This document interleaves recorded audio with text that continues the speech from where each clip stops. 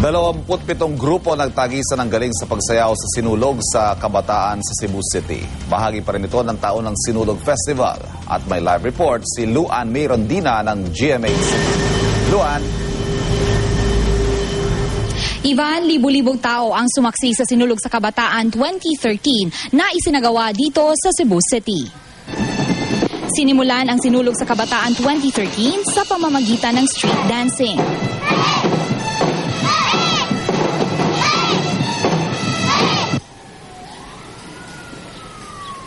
Binagtas ng mga participants ang major streets ng lungsod hanggang sa makarating ng Cebu City Sports Center.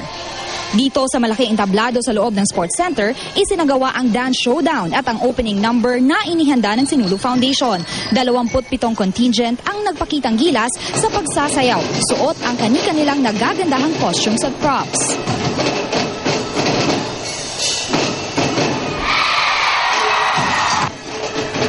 Bawat contingent ay may kanya-kanyang tema sa kanilang presentation alay sa banal na batang si Senyor Santo Niño.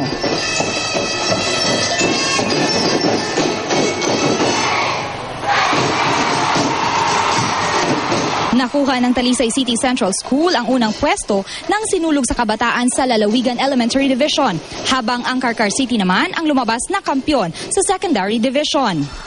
Ang Apas National High School ng Barangay Apas, Cebu City ang nagwagi naman para sa Sinulog sa Kabataan sa Dakbayan Secondary Division.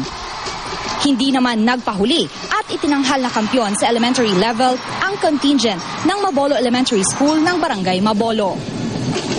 Ivan, bukod sa cash prize at Sinulog trophy na nakuha ng top 5 finishers ng Sinulog sa Kabataan sa Dakbayan at Lalawigan, automatic din silang nakakakuha ng slot para sa inaabangan ng lahat ang Sinulog Grand Parade 2013 na gagawin dito sa Cebu City ngayong linggo.